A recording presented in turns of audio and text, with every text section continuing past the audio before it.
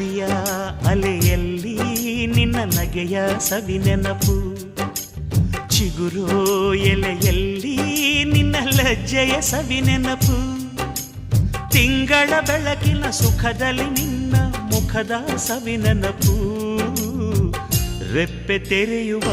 ನೆನಪೇ ಚೈತ್ರ ಮಾಸವು, ತುಟಿಯ ತೆರೆಯುವ ನೆನಪೇ ಸುಪ್ರಭಾತವು, ಯಾರೋ ಬರೆದೋರು ನನ್ನೆದೆಯ ಲಾಲಿ, ಕೇಳೋ ಕ್ಷಣವೆಲ್ಲ ಸವಿ ನೆನಪಿನ ರಂಗೋಲಿ.